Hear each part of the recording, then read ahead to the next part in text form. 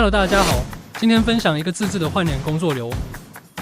这个工作流把 React、Instant ID、Face ID 三种换脸方式做了整合，每个模块可单独或组合使用。通过 Detailer 可以对面部区域进行重新绘制，最终传送给 Ultimate SD Upscale 进行高清放大。为了更方便的去进行换脸，工作流增设相关的控制功能及节点，尽可能的去满足不同的场景。后续工作流会不定期更新，有什么想法和意见，大家可以在评论区留言。先看一下高清放大到 2K 的效果，面部的细节和质感还是不错的，皮肤纹理也是清晰可见。所使用的参考图清晰度并不算高，但是在保证相似度的同时，依然能生成高质量的面部。常规流程下，工作流先使用 React 去生成面部，该节点优点是快速生成自然的人物面部。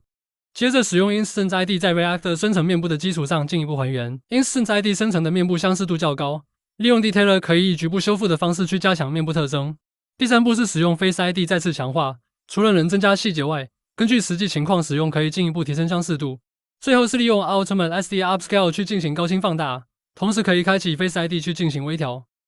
整个流程看起来比较复杂，有时可能1-2步就能实现比较好的效果。因此，在设计工作流时，专门为换脸模式提供了多种组合方式，并且可以随意关闭而不影响工作流运行。同时也提供了图片选择节点，可以任意选择前面流程生成的图片作为底图。例如，高清放大时可以选择使用前面的任何一张图片。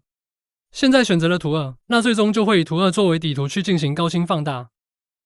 通过控制器可以调整面部的重绘程度，单个调整无需运行整个工作流，只要运行所选择的节点即可。重新绘制时，可以选择面部或整体。当选择整体时，会同时对面部以外的部分产生影响。图3使用了 Face ID， 现在的重绘强度为1，能生成类似人物插画的效果。更换种子，可以随意生成同样风格和样貌的人物插画。同样，图2也可以进行类似的操作来改变人物的造型及风格。更换大模型，可以生成动漫风格的人物，后续再配合上提示词，可以生成更具创意的人物插画。换脸时尽量选择五官清晰以及正面角度的面部参考图，或者是能体现人物面部特征的侧面一点的参考图。对比下原图与生成的面部，仅仅使用一张参考图的情况下，这样的换脸效果还是挺不错的。接下来换一组男性图片进行演示。更换新的目标图片时，可以使用 Tiger 节点去获取反推提示词，然后把提示词拷贝到上方的文字输入框内，并关闭 Tiger 节点，避免再次运行。在这次的重绘程度较低，并且仅改变面部时，提示词并不会起太大作用。当需要进行整体的重绘，合适的提示词可以生成更加准确高质的画面。对于相似度问题，通常都会靠直觉去判断。现在我觉得人物特征可以再加强些，通过不断调整面部的重绘程度，直到觉得满意为止。换脸时要注意下脸型，只要不相差太远，一般都不会有太大问题。例如这张照片，参考图人物脸型明显比目标图片的短，换脸后就显得面部被拉长了。这时可以使用 PS 的液化工具，先对目标图片的面部进行调整，把下巴抬高些，调整下鼻之位置，这样就能缩短面部长度。保存好图片，然后上传到 Comfy UI 重新生成新的面部。可以看到，现在面部明显缩短了。通过这种方法，面对差异较大的图片时，也可以生成一致的脸型。有时，目标图片人物的面部会被一些物体遮挡住。如果遮挡物比较细小，重绘时容易将其覆盖掉。打开操作区左侧的功能节点，并上传与目标图片一致的人物图片。在图片上点击鼠标右键，在弹出的菜单里面选择 Open in SAM Detector。打开界面后，在图片需要保留的物体上点击鼠标左键，可以添加蓝色小点，然后点击底下的 Detector 会自动检测并生成所选择物体的蒙版。自动检测有时并不准确，点击鼠标右键，可以添加红色小点表示要排除的区域，然后再检测，并检查下是否正确选中指定物体。没问题后点击保存。另外，也可以选择 Open in Mask Editor 进行手动修改或绘制蒙版。同样是左键添加，右键排除，现在按住右键把多余的蒙版擦除。完成后点击保存。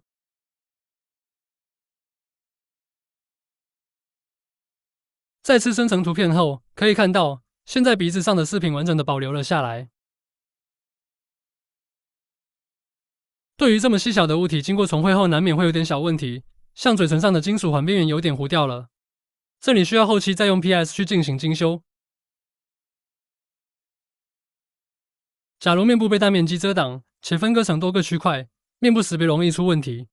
像这张图，右脸其实还是原始人物的脸部，而且面部的珠宝饰品也不完整。打开操作区左侧的自定义蒙版全组，可以添加自定义的面部蒙版。先上传目标图片，使用 Mask Editor 绘制完整的人物面部蒙版。保存后，工作流会自动切换成自定义蒙版去对面部进行重绘。单独运行图2看下效果，可以看到现在左右半脸一致了，但是珠宝面饰一部分进行了重绘，而且还有缺失。打开保留区域功能全组，同样选择目标图片，选择 Opening as AM Detector， 选出大概的珠宝面饰范围，然后用 Mask Editor 手动修一下检测出来的蒙版，看下区域设置是否设置为保留，然后重新生成图片。现在生成的面部和饰品大致都 OK 了，这里还有一点小问题，可以尝试切换下种子。现在正常了。设置好蒙版后，后续只需更换下参考图，就可以轻松换脸。接下来介绍下工作流的节点全组，主要分成2大块区域，下面是主要的操作区域，上方是各个功能全组模块。这个节点群组功能是检测人物面部并进行剪裁。下面的群组包含 Checkpoint 模型和检测模型加载节点，以及正向风格提示词和反向提示词输入节点。Instance ID 节点同时接入人脸参考图和目标图片，并通过获取目标图片人脸大小和定位，在原来人脸的位置去生成与参考图一致的面部。这里可以为人物上传多张参考图，合并作为 Reactor 的人脸参考模型。这块是生成图案面部的主要控制节点，包括面部检测、蒙版编辑、面部重绘等等。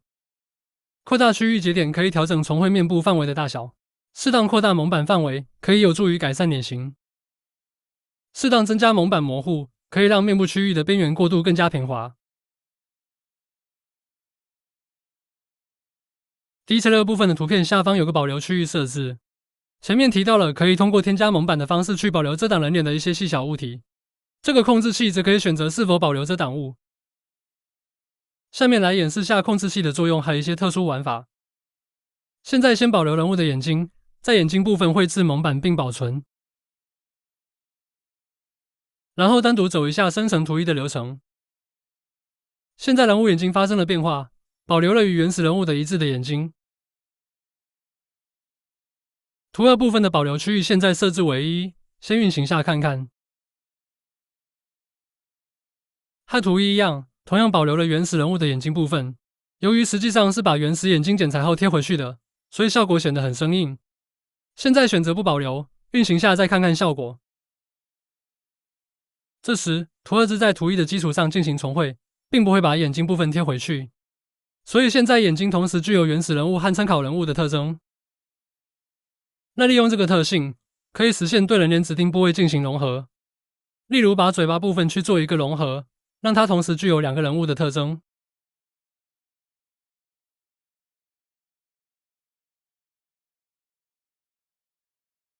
现在眼睛和嘴巴的部分同时融合了2个人物的特征，而且效果也很自然。